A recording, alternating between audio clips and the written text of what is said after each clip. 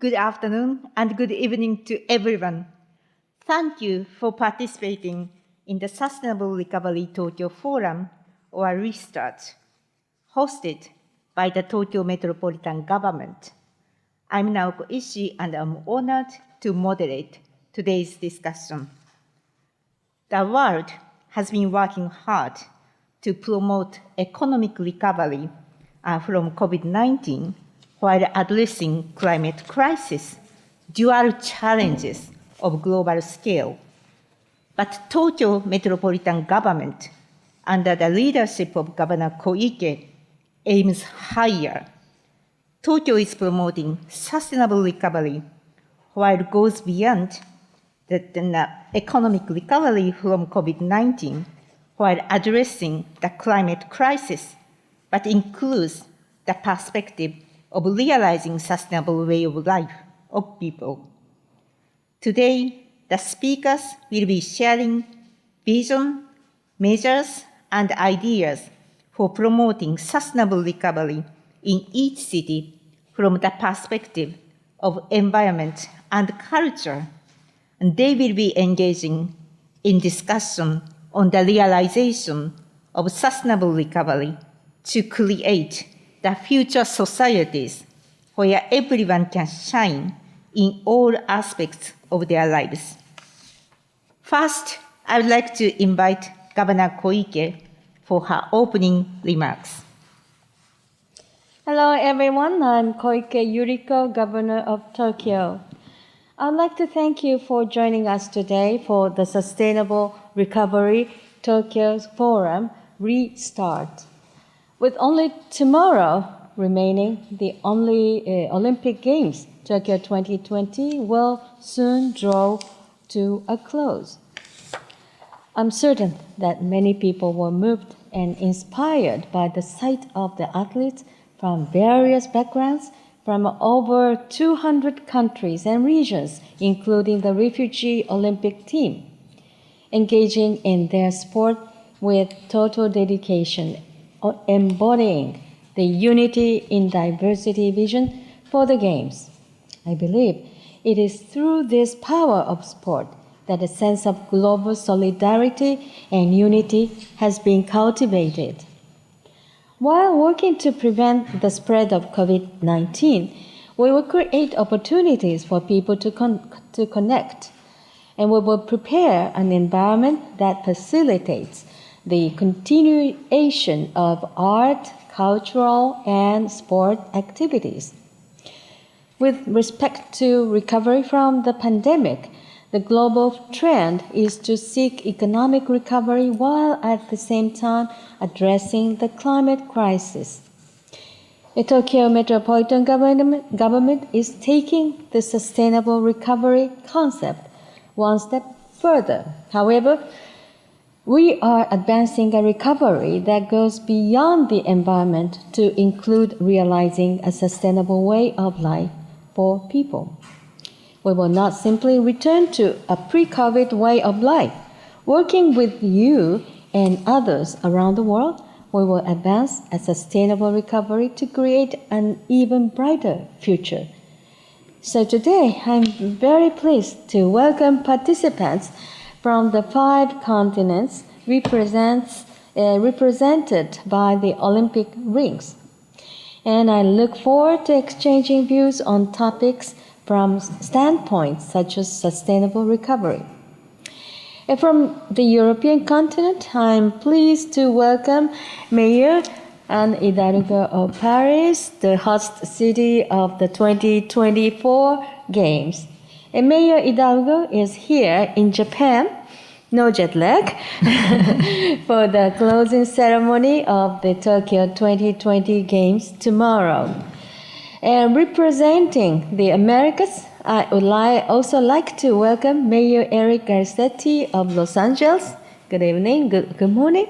Good morning. The host city of the 2028 Games, and Mayor Garcetti also serves as the chair of C40, a group of major cities in the world dedicated to tackling climate change. It is a pleasure to have Lord Mayor Adrian Sulina of Brisbane, representing Oceania with us. It was just announced that Brisbane will host the 2032 Games. And representing Africa, I'd like to thank Mayor Soham El Waldini of Dakar, which will host the 2026 Youth Olympics, for joining us by video message. Finally, it is a pleasure to welcome Singapore's ambassador to Japan, Mr. Peter Tan Hai Chuan. How are you?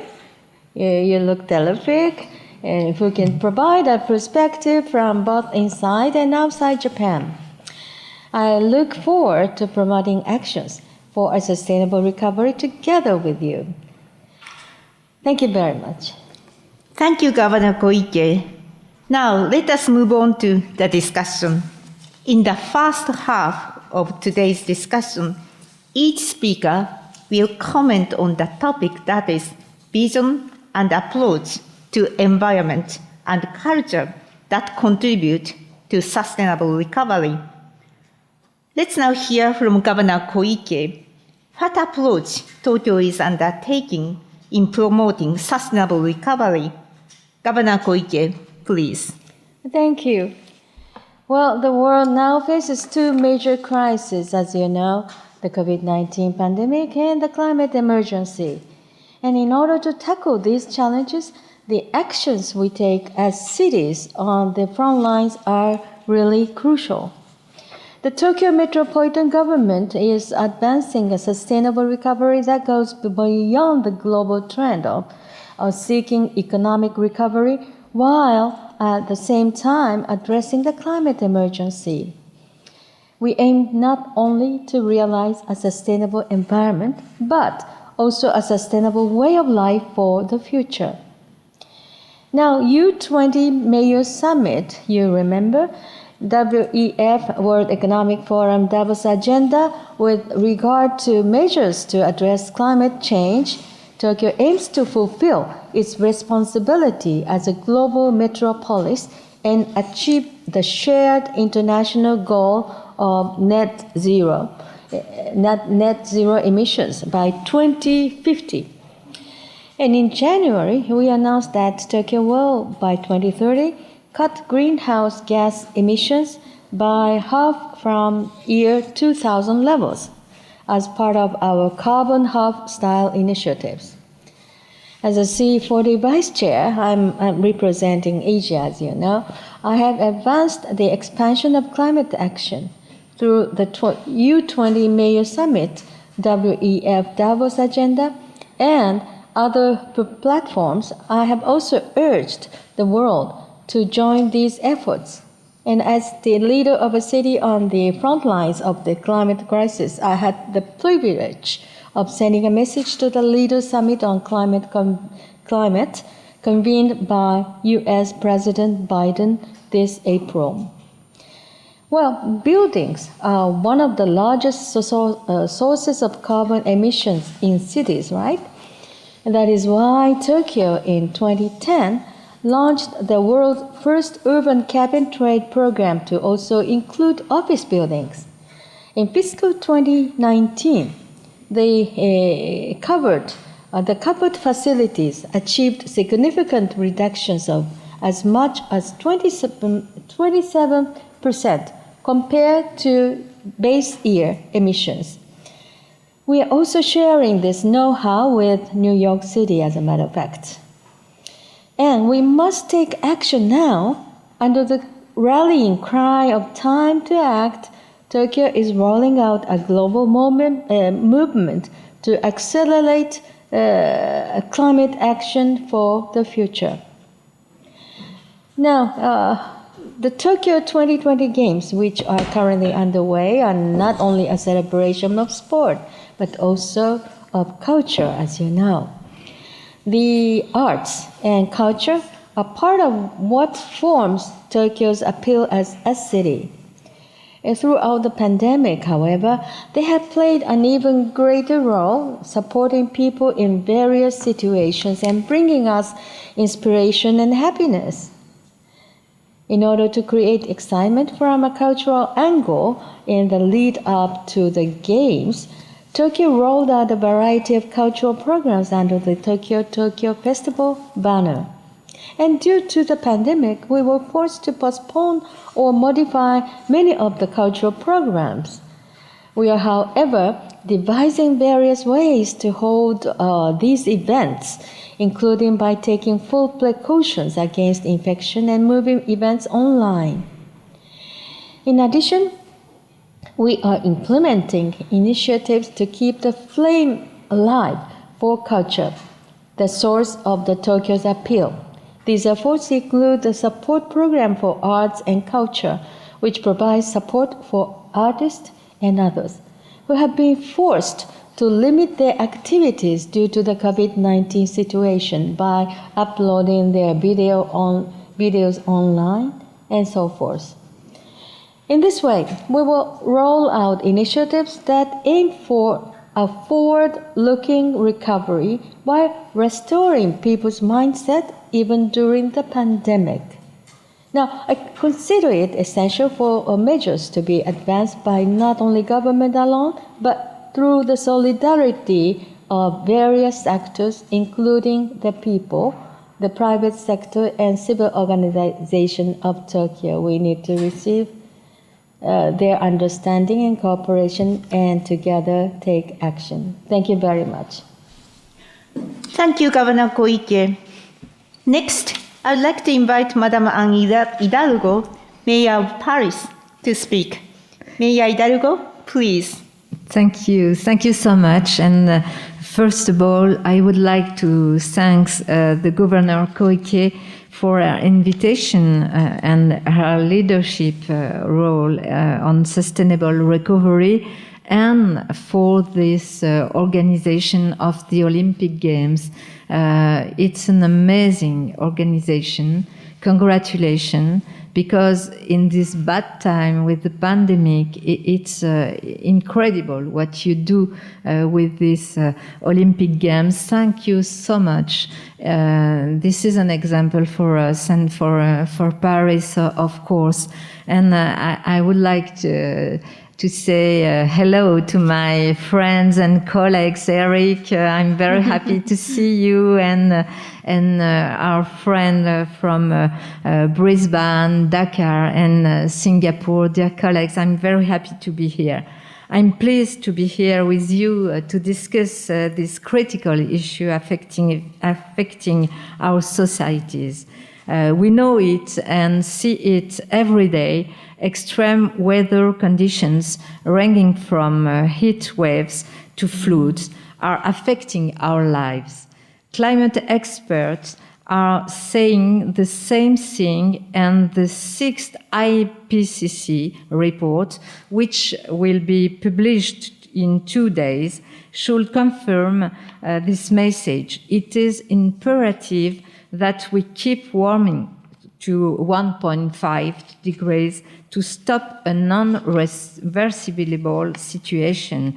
We are running against the clock, we know that. And to reverse this trend before it is too late, all of us must get together globally as well as locally to transform our economic model and our way of life. Cities must lead in this sustainable recovery to reduce the ecological footprint.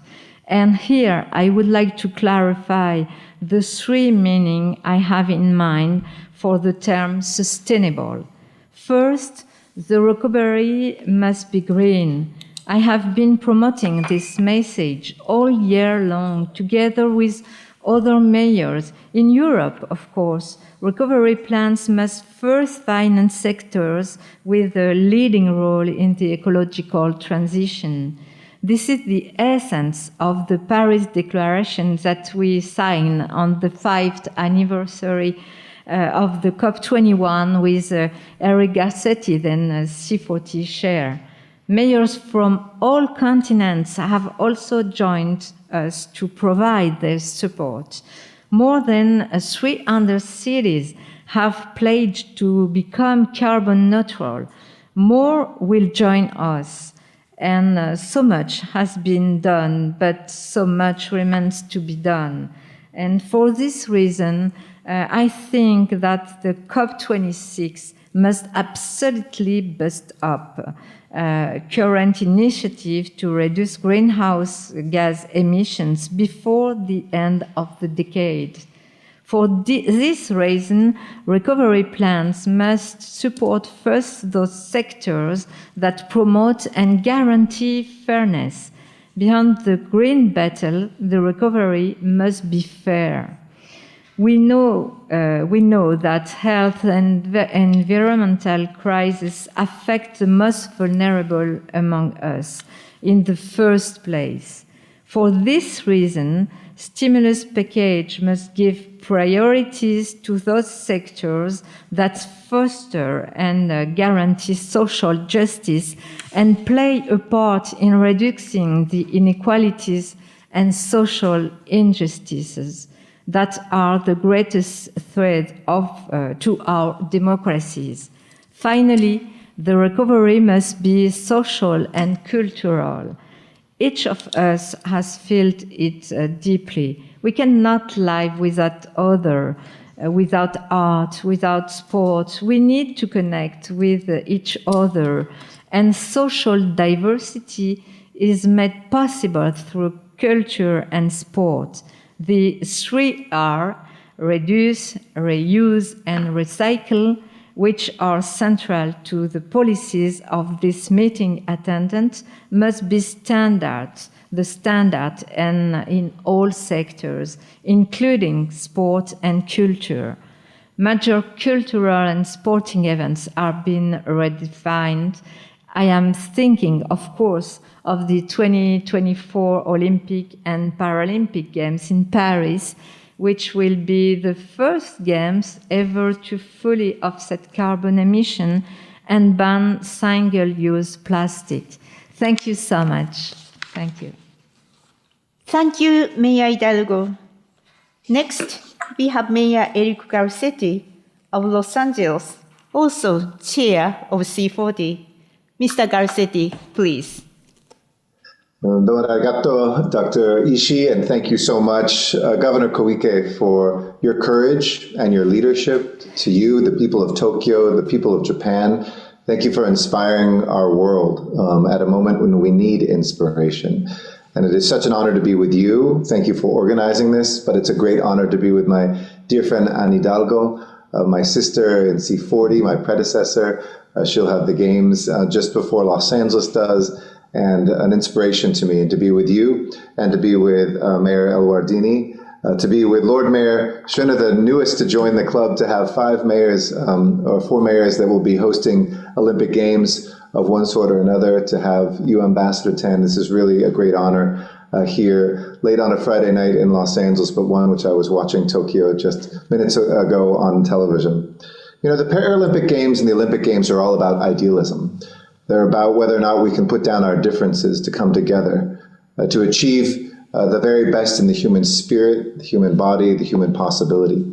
And it's a fitting metaphor, I know, for all of us, because we're committed not only to that celebration and that coming together across cultural and geographic and national lines, but also what work that inspires around specifically the greatest crisis that we face for the entire lives that we have ahead of us, that of the climate crisis.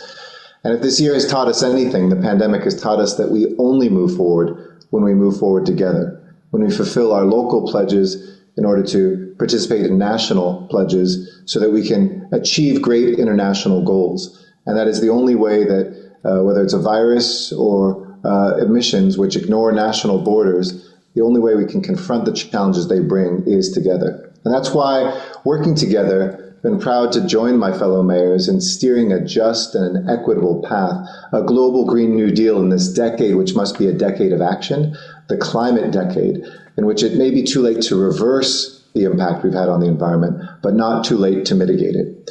And that we challenge ourselves not to return to a broken status quo, but as Governor Koike said so eloquently, and as Mayor Hidalgo reinforced, to make sure that our recoveries are the greenest recoveries, because our people deserve better economies and better ecology together.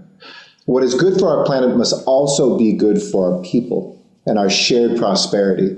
Here in Los Angeles, through a years-long study with a supercomputer in our National Renewable Energy Lab, we've shown in this study called LA 100 that 100% renewable energy is not only possible, it's achievable, it's stable, it's cheaper, and it's within reach. I know that cities today here share my commitment to building a green print in each one of our metropolitan areas to put justice and sustainability, things like gender equity and economic opportunity hand in hand with our environmental policies. And a great place this year to start that I would welcome, and I know all the mayors that are on this call are a part of it, is the city's Race to Zero, which will be the largest commitment of governments in the world this year, a transformative campaign that has cities around the world, already more than 700 of them. Our goal is to get at least 1,000 cities from every continent on the face of the planet, both large and small, to set the bold ambition, to take the pledge to the goals that the mayors before me outlined by 2030 and by 2050 to have and to eliminate our emissions and to get to net zero.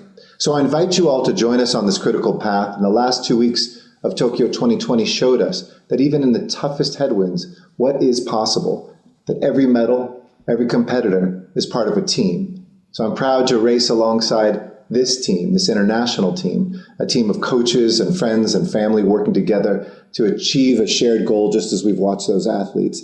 And a sustainable recovery is the goal that is within our grasp. We just have to seize that baton and carry it through the finish line. Thank you. Thank you, Mayor Garcetti. Next, please welcome Lord Mayor Adrian Sulina of Brisbane. Please.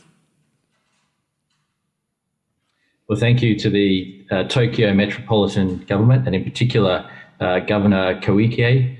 I was in Tokyo just 2 weeks ago and had the honour of being part of the opening ceremony to watch that. I was hoping to be able to meet you in person, but that wasn't possible.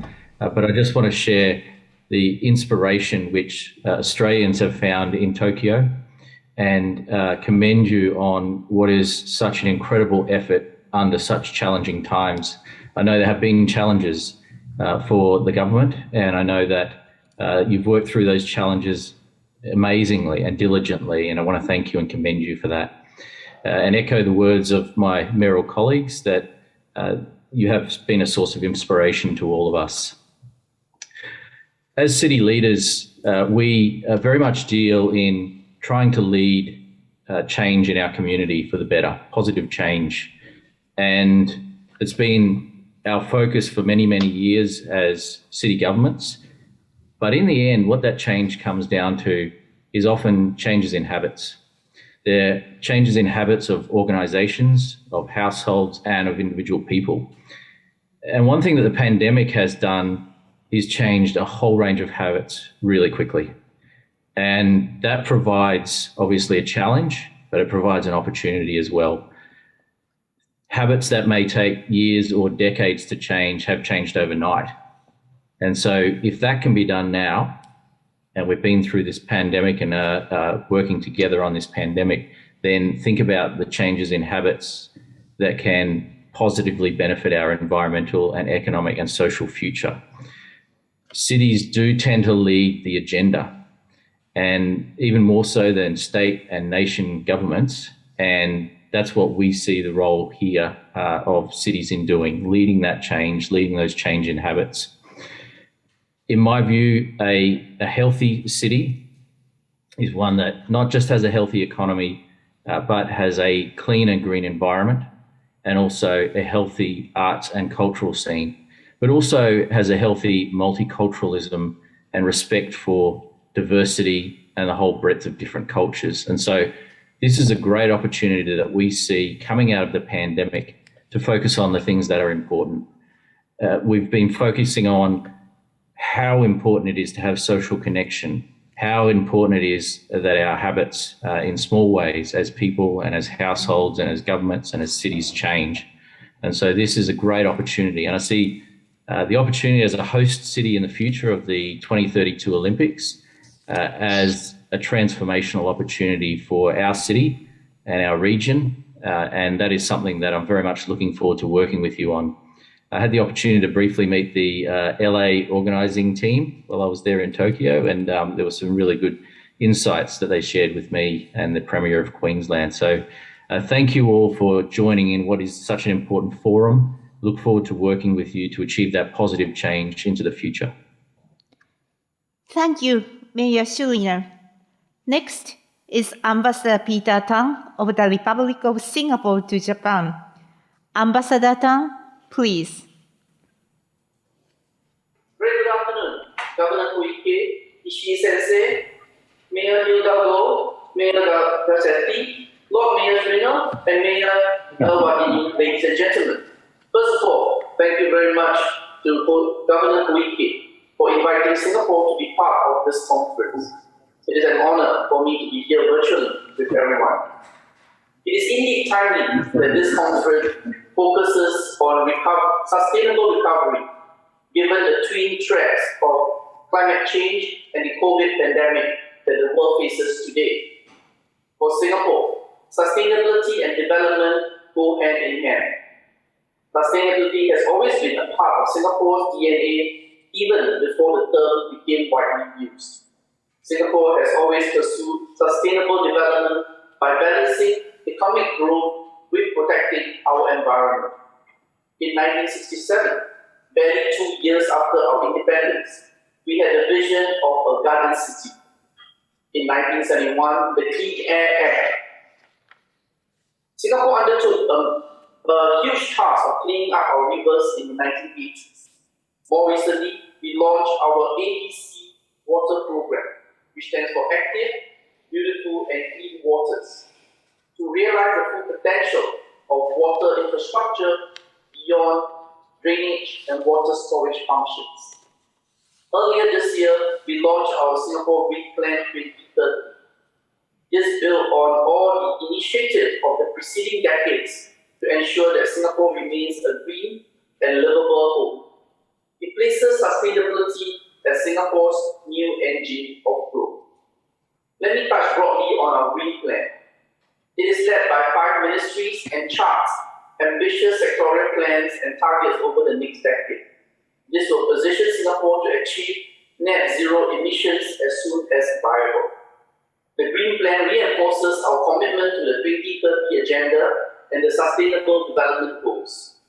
It specifies targets that will enhance our food security, ensure sustainable water management, scale up deployment of clean energy, promote sustainable economic growth, green our infrastructure and industries, and position our city to be resource efficient and climate resilient. I will elaborate more on some of the specific measures under the Green Plan later. Earlier, Governor Koike spoke about culture and what the Tokyo Metropolitan Government is doing to support culture and the arts during the pandemic. As such, I would like to take this opportunity to thank Governor Koike, her team in the TMG, and Japan for hosting the Tokyo Olympic Games 2020 over the past 3 weeks. It has not been easy, given the circumstances, and we fully appreciate the efforts that the Japanese government has made in ensuring a safe and secure games for all those involved. One of the roles that the games serve is to allow people from across the globe to interact with one another, to learn about different cultures. Japan's hosting of the games shared with the rest of the world your culture. Your resilience, your omotenashi came true because of the pandemic.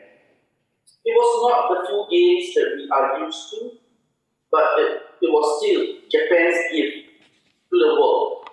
A stage where our athletes inspired and uplifted our spirits in a time when the world needed it most.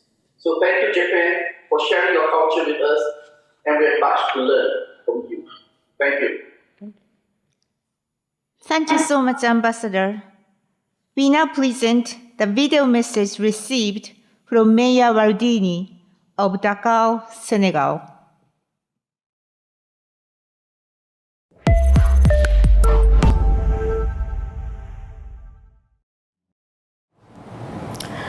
Madam Governor of Tokyo, dear colleagues, honorable guests, it's with pleasure that I take part in this virtual meeting dedicated to the recovery of pandemic. At the start of my remarks, I would like to begin by thanking the Metropolis of Tokyo for this invitation, which gives voice to local authorities. It is obvious that our world has changed. This is all the more true as the COVID-19 crisis continues to expose our strengths, our weaknesses, our solidarity, the strengths and sometimes the fragility of our ties. Our populations have been impacted physically and morally.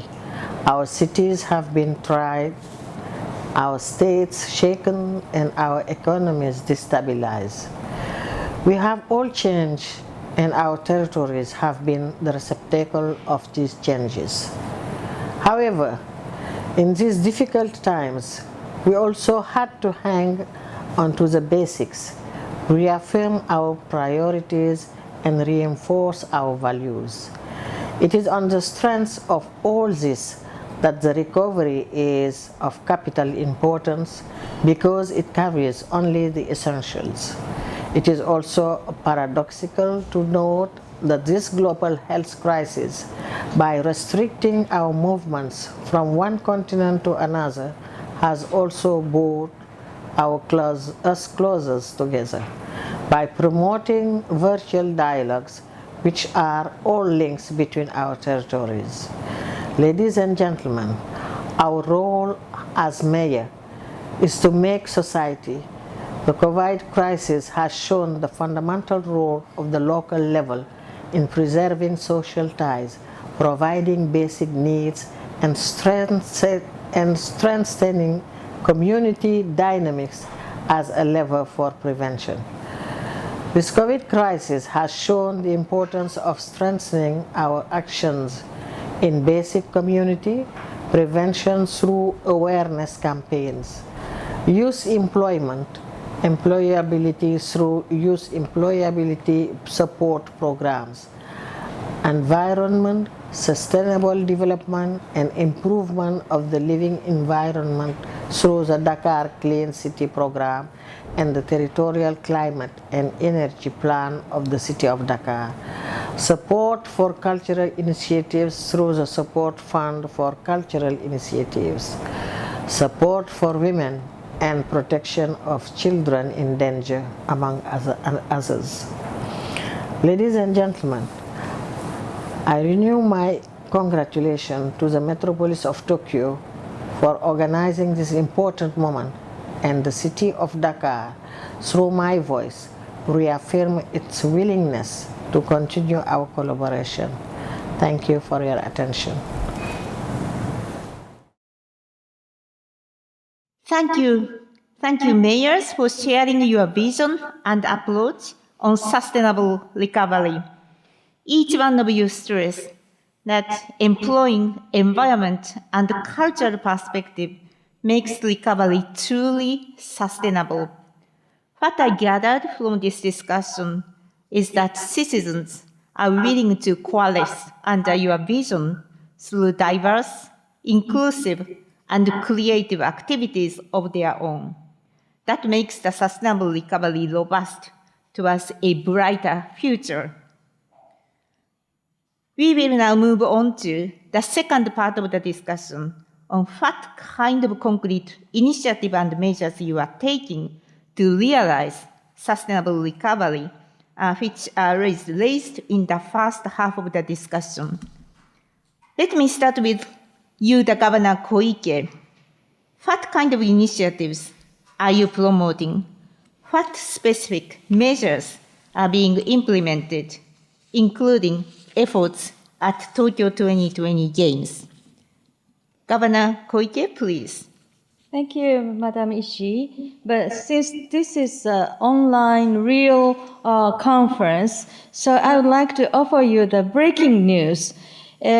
Just now, the men's basketball final was ended, The victory went to the United States of America. Garcetti, Eric-san, おめでとうございます with 87.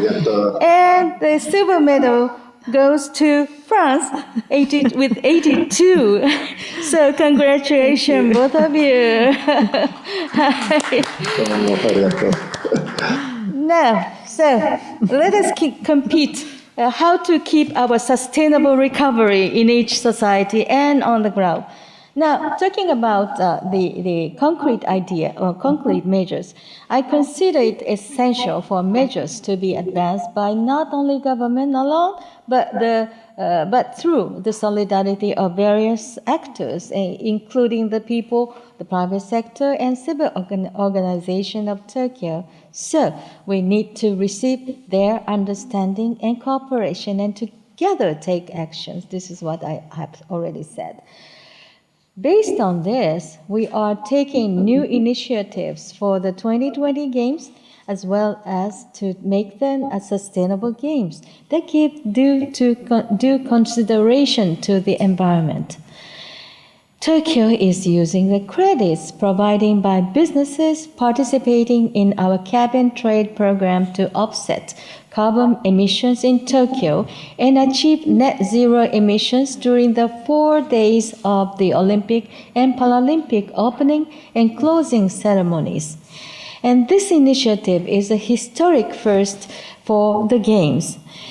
And we also conducted a project to make the 5,000 medals awarded at the Games from metals extracted from used mobile phones and other electronic devices our urban mine. So the funds donated by Mayor Hidalgo and Mayor Eric Garcetti have also become medals that will be treasured by the medalists as proof of their hard-won victories. I think it was a good investment because you received the medals through the athlete. Now, thank you very much once again for your cooperation, and I'd like to add that the podiums for the victory, for offering the medals, the podiums were made from recycled plastic. So, the Olympic and Paralympic village facilities, torches for the torch relay, and the Olympic cauldron are partially fueled by hydrogen produced from renewable energy sources. 475 fuel cell vehicles running on hydrogen, called Mirai, means future, are being used for Games operations. As a legacy of the Games, some of them are scheduled to later be utilized by the Tokyo government, municipalities, and companies. It's also essential to develop green finance for financial approach to environmental issues. Global sustainable investment has been growing steadily, and it is estimated that by 2030, it will become about 3.7 times larger than the amount in 2020. Against this backdrop, in July, we released the revised version of the vision for Global Financial City, Tokyo, which centers on the Tokyo Green Finance Initiative. We call it TGFI, and TGFI is Tokyo's strategic initiative for the growth of Tokyo's green finance. And green finance will serve as a major opportunity for various actors to combine their resources for actions to address the climate crisis, and we will accelerate the flow of investment in environmental measures and strongly boost the green finance market. And talking about culture, Tokyo is also realizing a sustainable recovery for culture, and we will overcome the pandemic and let the world know about Tokyo's inclusive and creative culture. As the core program of the Tokyo Festival, which I just mentioned, 13 projects selected from among some 2,400 400 entries from Japan and abroad are underway under the name Tokyo Festival Special 13. And let me introduce some of them, may I? First is Pavilion Tokyo 2021. Japanese architects and artists who are active on the world stage have designed their own pavilions in areas around key competition venues for the 2020 Games. And these are their proposals for new urban landscapes. Next is Super Wall Art Tokyo. 2 skyscrapers standing in front of Tokyo Station, Central Station, are transformed into a pair of huge canvases for this mural art exhibition. I went to see them. It was so nice, and there are wonderful pieces of art on a very dynamic scale. And the support program for arts and culture is another endeavor to keep the lights of culture alive. Some 1,000 videos by over 20,000 people are available for viewing on YouTube. The various initiatives, both tangible and intangible, that Tokyo has promoted for the Games will be developed upon as our urban legacy. Now is the time to act, and let us all work together for a strong post-pandemic reboot by implementing a sustainable recovery in all fields. Thank you very much. Thank you, Governor Koike. That is a very clear message. Your strong leadership is encouraging and really inspiring. Next, I would like to ask for comments from other participants. First, Mayor Hidalgo, you have defined sustainable recovery through 3 different prisms. Sustainable recovery has to be green, fair, and social and culturally sustainable. How do these 3 different prisms translate concretely into the policies you have led in Paris during your mandate? Thank you. Thank you so much. Yes, we carry out a large range of actions in Paris. First, Paris has taken full steps to educate and train future generations. After more than a year of pandemic crisis, young people expect us to act and to take action and provide answers. This is the meaning of the Climate Academy we will inaugurate in September, and which is one of the major innovations of my mandate. This new facility, built for children and young people, will be dedicated to ecological education. It will be their house of ecology, a school for passing on knowledge where they will acquire the tools they need to think and act differently. A school where they will learn how to think out of the box, our economic model, and act for the climate. The Climate Academy will help young people to enter in the job market and support Parisian companies making the ecological shift. I hope to invite you there next year to debate on the key issue of education in the ecological transformation. Paris is adapting and changing to meet the challenges of our time. And maybe another example, perfect example of it, is the tactical urban planning that we have implemented to address the health crisis. We have responded by quickly increasing the bicycle lanes to encourage Parisians to embrace cycling and an effective transportation, not only to fight the pandemic, but also to reduce air pollution. In the last months, we have added 50 kilometers to the existing 1,000.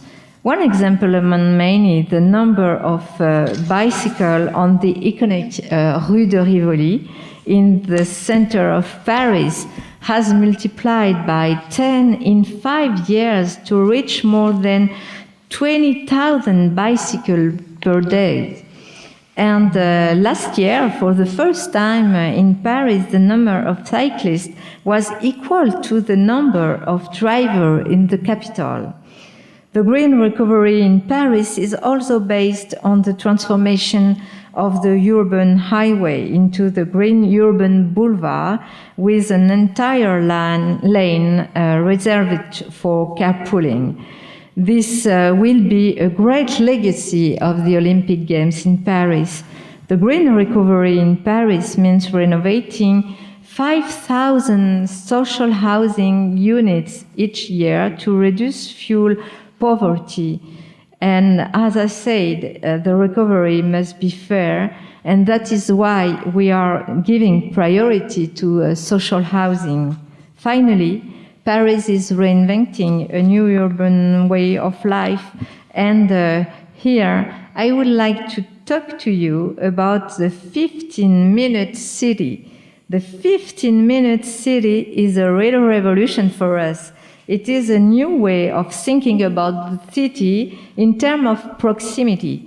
It is redefining our lives on a new geographical scale for greater conviviality, solidarity, better access to health care, culture, and also to democracy. Schools are at the heart of this redefined neighborhood. School years open outside of school or to family are being turned into new spaces to socialize. We are also banning cars from the street in front of schools to reduce pollution and protect children. In total, 300 streets will be banned over the course of the mandate. Over half of them are already closed as we speak.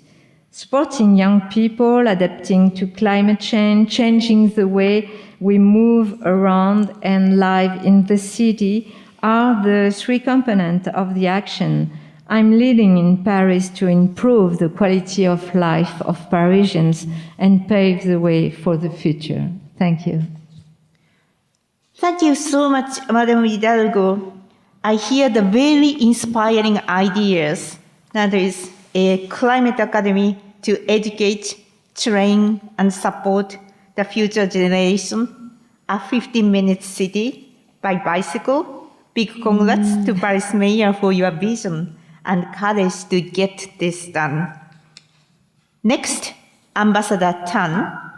Earlier, you implied that sustainability has always been a part of Singapore DNA, and new green plan puts sustainability as a source of the engine for growth.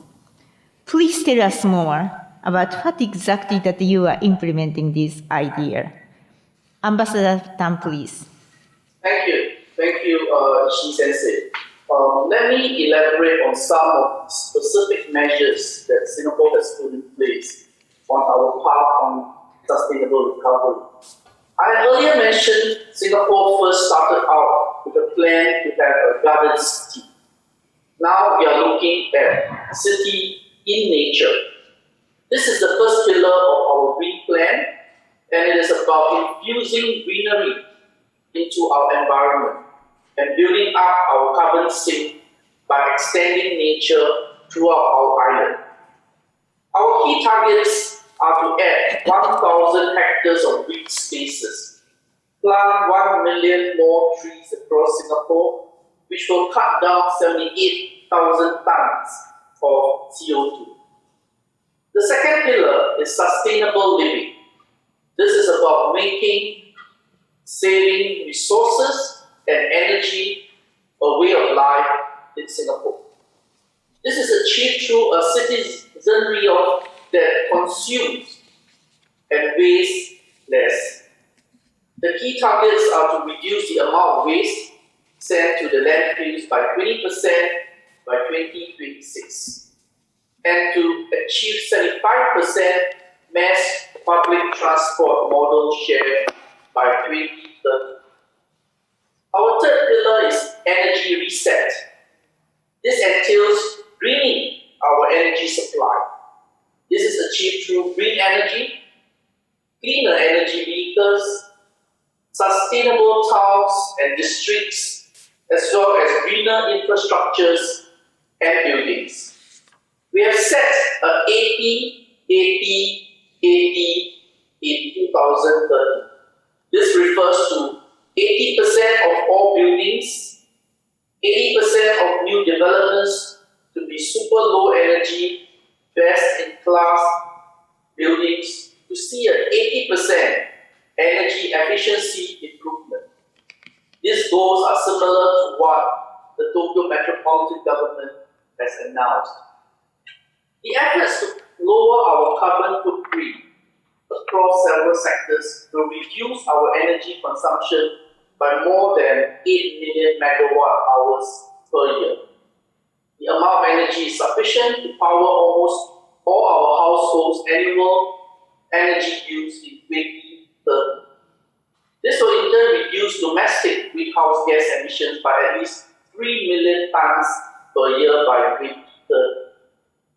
The green economy pillar is about harnessing sustainability as a new engine of growth and job creation. That's the fourth pillar. We will help local enterprises adopt sustainable practices, position Singapore as a sustainable tourism destination, and develop our country into a carbon trading and services hub and a leading center for green finance. In May this year, we announced that we could issue green bonds for approximately US $14 billion worth of infrastructure projects. The fifth and final pillar is resilient future. We will leverage science, technology, and modeling for our coastal adaptation measures to build up our climate resilience. We aim to adapt to sea level rise, keep Singapore cool, and to grow local. Our campaign to deal with climate change will last into the next century, and we are starting our preparations now to build up our national resilience for the future. Let me now touch a little bit on culture. For Singapore, a distinctive attribute of our culture is our multiracial, multicultural society. Singaporeans of different races, religions live side by side in harmony. The diverse array of food we have, festivals that we celebrate, is testament to the melting pot of cultures that we have. But we do not and must not take our peace and harmony for granted. It is a constant work in progress and an issue that the Singapore government pays close attention to. We have experienced firsthand and seen in others how destructive racial divisions can be. And we cannot afford to let that happen in a small country like Singapore. Let me conclude by saying that we all have to find our own path to navigate through the choppy ways ahead. But where we can, we should learn more from others and to find our way out of these uncharted waters. For Singapore, we have to take into account our realities and balance our competing national policies. We must build the social compact to deal with the challenges of climate change and sustainability. This will involve candid discussions on the costs and trade-offs involved, which we will have to bear, whether as consumers, as businesses, or as the government. This cost may manifest in the change in the price for a good or service we enjoy today, the cost of producing a product, the need to allocate scarce resources to a new solution, the investment in new infrastructure, or some inconveniences in changing our habits and the way we do things. Hence, we need to evaluate each choice carefully and find the right pace and balance in our policies and actions, taking into account our realities as a small city-state. Trade-offs we must make and changes we must pursue. For the consequences of not doing so will inflict on us costs that may be many times greater in the future. Thank you. Thank you, Ambassador Tan. I am particularly interested in your specifically pointing to the costs and trade-off in achieving the sustainable recovery and the need for social compact built on candid discussion among citizens.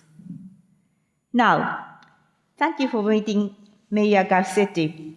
Please tell us what specific initiative City of Los Angeles is undertaking to realize your vision. Mr. Garcetti, Thank you so much, and thank you, Governor Koike, for giving us the basketball scores, because I was watching it before, and it's great to see France, United States, Japan for the women's final, I know tomorrow together, and it's, again, so inspiring to be here and to hear from all of my fellow mayors and the ambassador about the great work happening other places. I'm very inspired to not only emulate those things, but to share what we're doing in Los Angeles.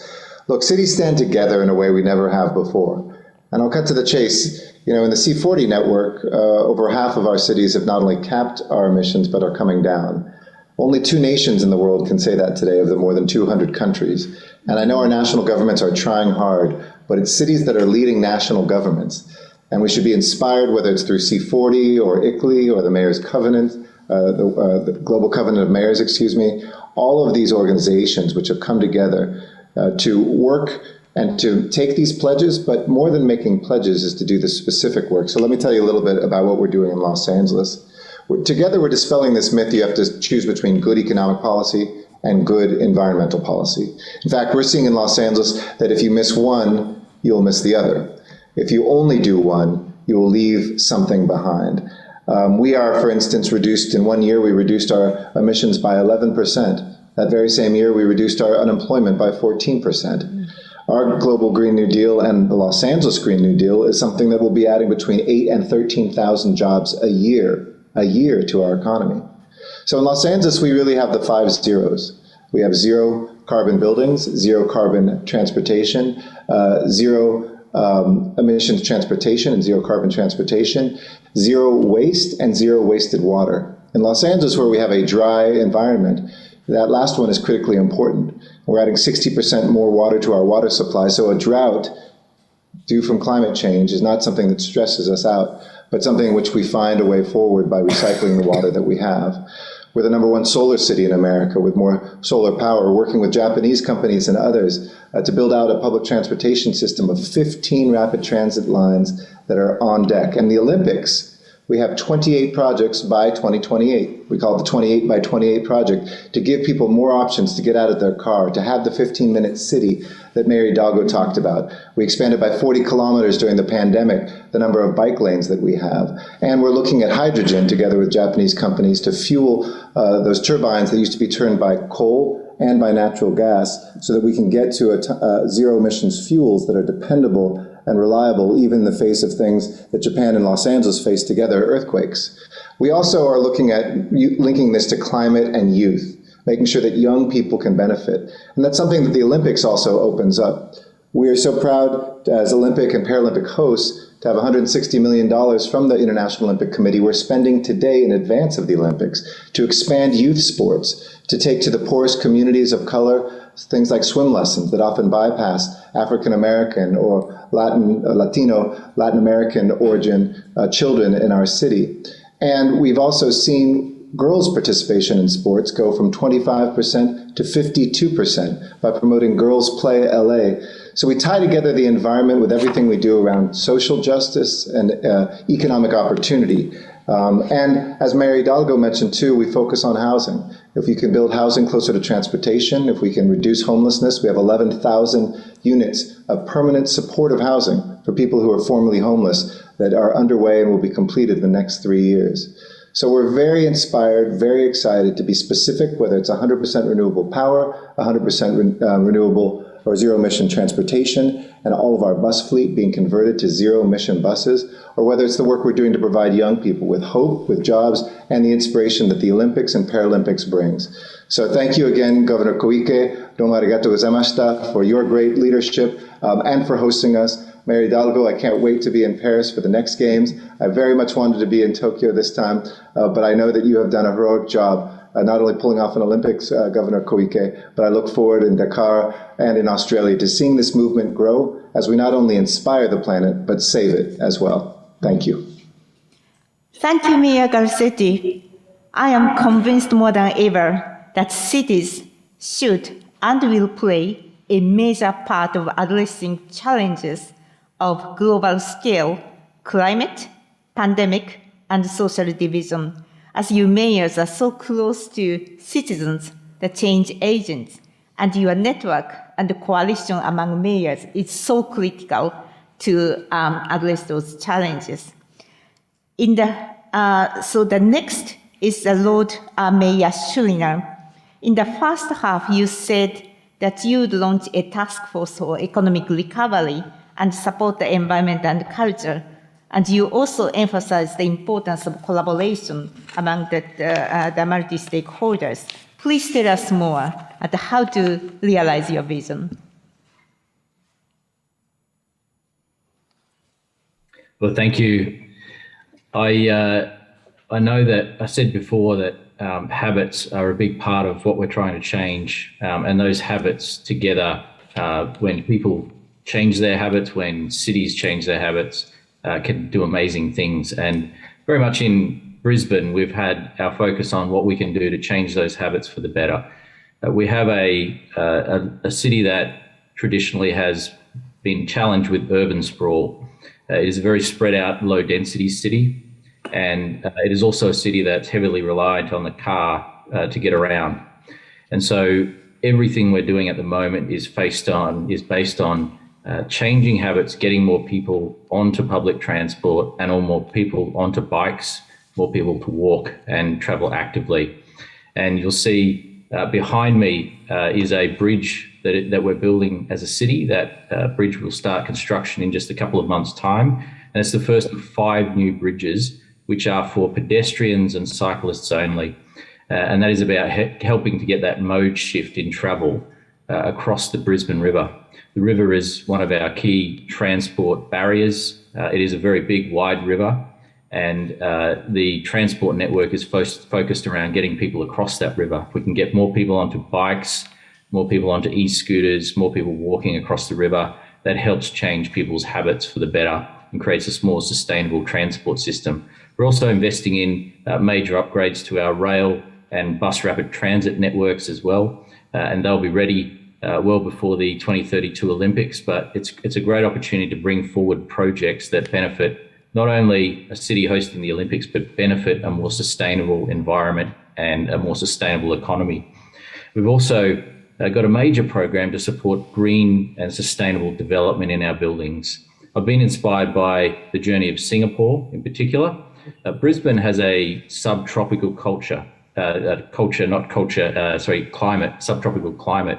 And that climate is great for the garden city environment that Singapore has, but it also applies to Brisbane as well.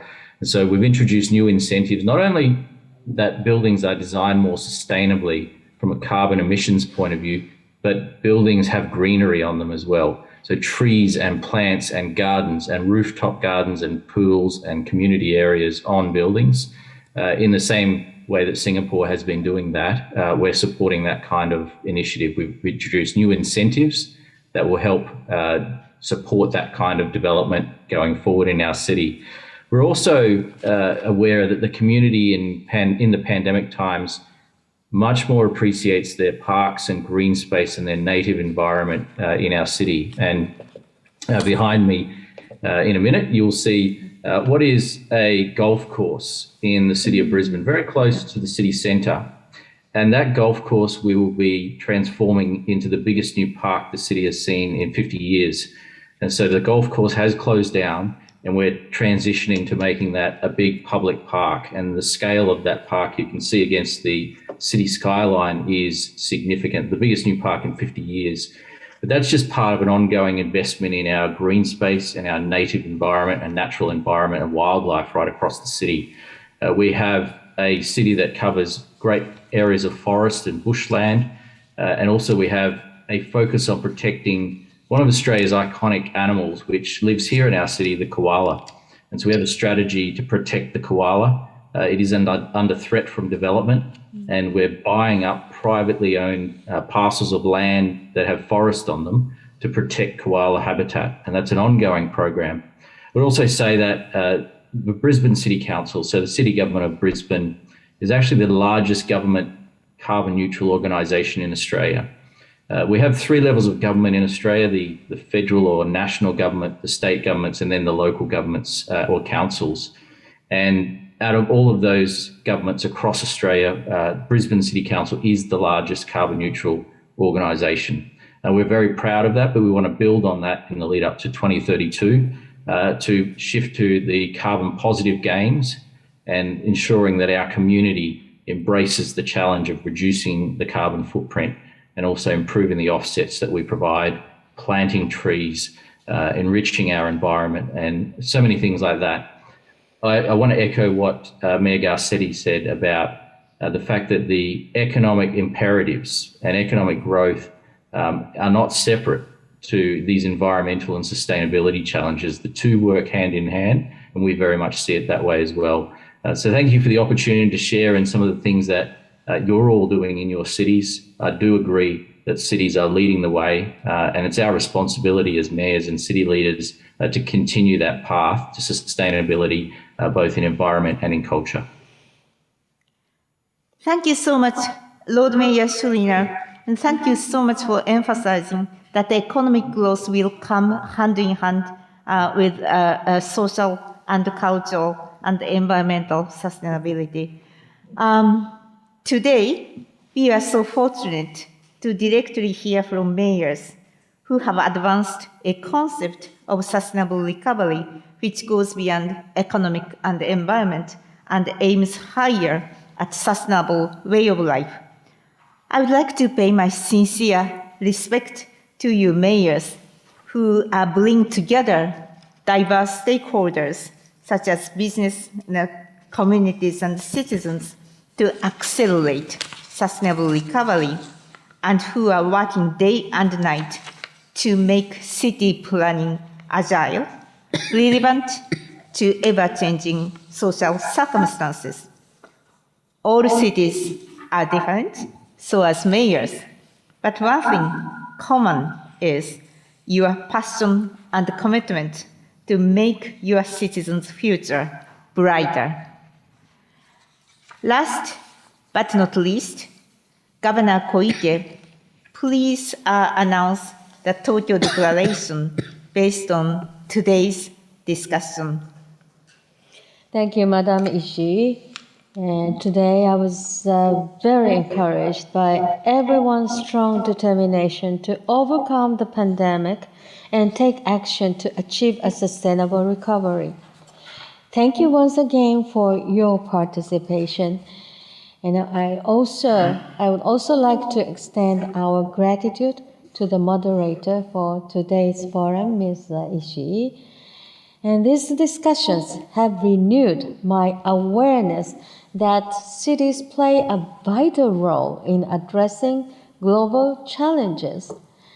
And now is the time to take action. We, the cities of the world, must put effective measures into action ahead of national governments and guide global efforts. Let's do this together. And taking the opportunity presented by these games, which united the world through sports, we organized this forum with the aim to further expand cooperation between our cities and accelerate initiatives together with these objectives in mind. We have compiled the shared understanding reached at this forum into the Tokyo Declaration, which we will widely promote to the world. In the summer of 2021, we are welcoming the Olympic and Paralympic Games Tokyo 2020, raising unity in diversity and connecting to tomorrow as the vision for the Tokyo 2020 Games, and also as the first city in the world to host the Summer Paralympic Games for the second time. Tokyo has been committed to realizing a truly inclusive society. Tokyo has also undertaken various initiatives to leave valuable legacies in a diversity of fields. These include the delivery of an eco-friendly, sustainable games and dissemination of the arts and culture. Now, as the world confronts global-scale challenges, we cities are given an even greater mandate to play concrete and active roles in finding solutions to these issues with the understanding and cooperation of a diversity of actors, including our citizens, companies, and NPOs. Recovery from the pandemic should not simply be a return to life before COVID-19, and it provides us with the opportunity to realize resilient and sustainable societies full of diversity and inclusion, while responding flexibly to changes the coronavirus crisis has brought to society and the perception of values. And we must also not forget to deal with the climate crisis that is endangering the future of humanity. It is now time to accelerate actions. Under the slogan, "Time to Act," we must immediately address the climate emergency. We have also recognized anew that the arts and culture are not only elements that make up the appeal of cities, but are crucial in providing moral support and generating inspiration, activity, and discovery of new values. We share the belief that the flame of culture should not be extinguished and shall work for the flames of culture throughout the world to shine brightly again.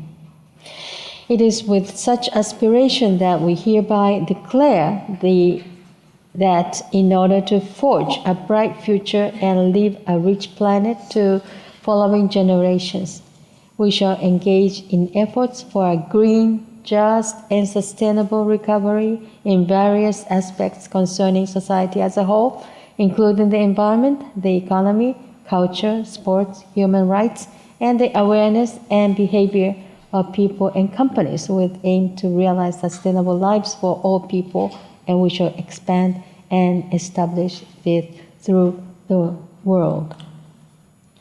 Now, with this forum serving as the starting point for the world to progress toward a sustainable recovery together, while working with everyone who participated today, I hope to establish a new international network for cities to share their knowledge and initiatives. And I once again like to thank you very much for participating today.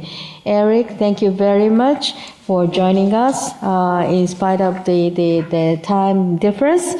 And Adrian, Sulina, Brisbane, your wallpaper is wonderful.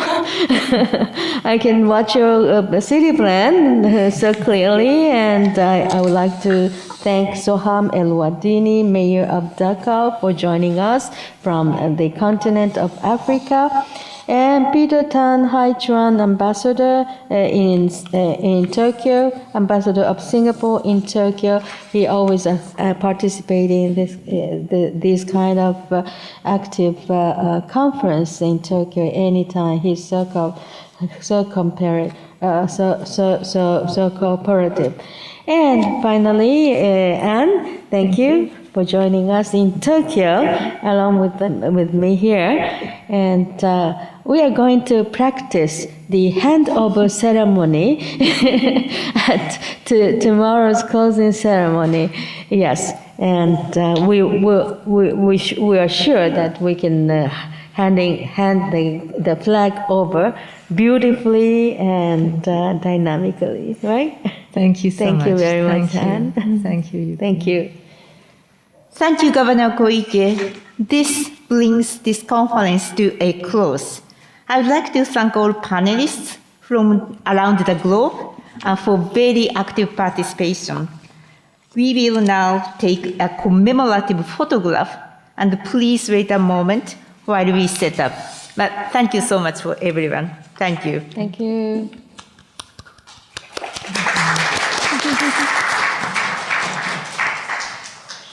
Eric, what's the time now in Los Angeles? You are muted, Eric.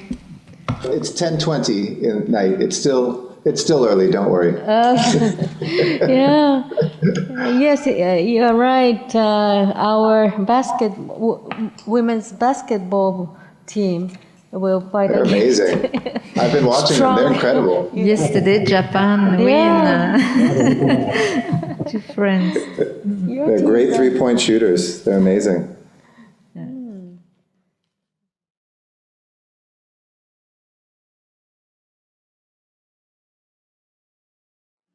Center, please. Center, please.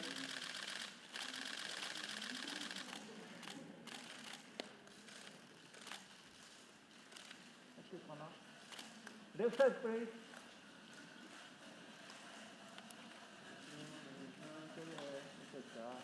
Right side, please. Okay. Thank you very much. Thank you.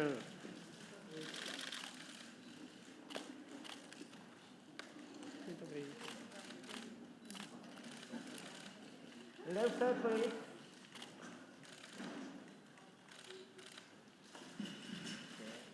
Right side, please. Thank you very much. Thank you very much.